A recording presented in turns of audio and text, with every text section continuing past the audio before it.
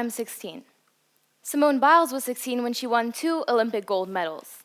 Lorde was 16 when she wrote a song that won a Grammy. But hey, it's not my fault. My mom didn't put me in gymnastics when I was younger. And the fact I'm not musically gifted is really not on me. Sorry that my mom didn't make me listen to Mozart when I was in the womb or make me cartwheel home from the hospital. I know what you're thinking. Excuses, excuses. Or maybe not. Maybe those are reasons.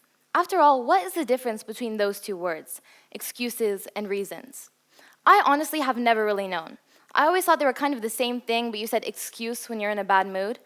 In fact, I can remember the first time I realized that the line between reason and excuse was not so well defined. I was in first grade, and I hadn't done the homework because I had left it at school overnight.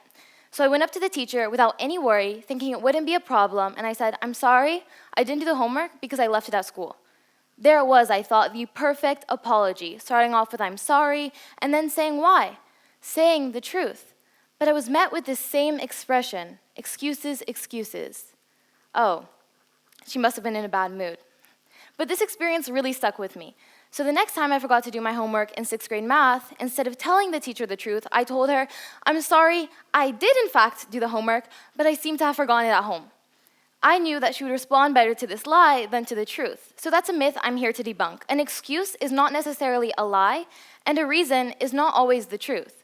That's what they try to tell you, right? That honesty is the best policy and people appreciate being leveled with. Well, fake news. So if that isn't the distinction, then what is? It's actually pretty simple, and it all comes down to our fundamental desire to feel valued.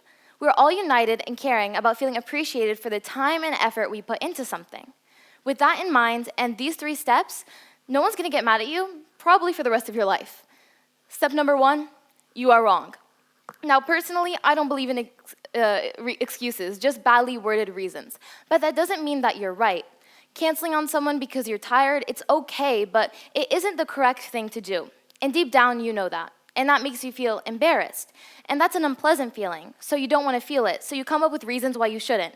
But in actuality, the only way to get over the shame is to admit it, apologize, and move on. In addition, by apologizing, you're creating standards in your relationship between what you think is okay and what isn't. It's letting the other person know that even though you're acting this way right now, you don't think this is a generally okay thing to do, and you won't be repeating it consistently in the future. But remember, reasons are just words, and they have to be reflected in your actions.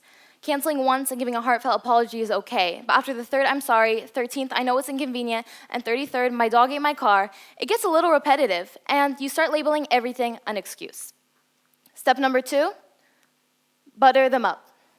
Now, the perfect excuse is equally saying thank you as it is saying sorry.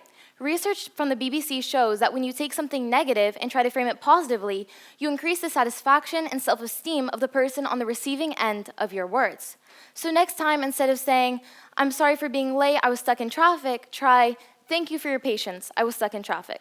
For something small like that, you can get rid of the sorry altogether. When it comes to something a little bigger, try a little of both. Instead of saying, "Sorry, I can't make it to your birthday party," try, "Sorry, I can't make it to your birthday party, but thank you so much for inviting me." We've already established that the reason people get upset is because they don't feel valued. So the best way to fix this, show your appreciation.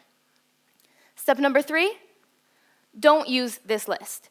Now, every once in a while, we all say yes and make it a commitment we can't keep. But in general, the best excuse is none. So the next time someone asks you for a favor, tell them you'll get back to them. Don't say yes unless you're 100% sure. Being flaky isn't a good quality, so always proceed with caution. Now, if you're on the receiving end of one of these perfect excuses, I urge you all to be as understanding as possible. The person is probably dreading having to break the news to you. Maybe that day, with my 1st grade teacher, it was an assignment she put a lot of her creativity into for it to be fun for us, and then I didn't do it. Or maybe she was upset that even after all of her reminders to take the homework and put it in our folders to take home, I still managed to forget it. In one way or another, me not doing the assignment made her feel as though she was not valued as a teacher. We both could have been a little more understanding that day.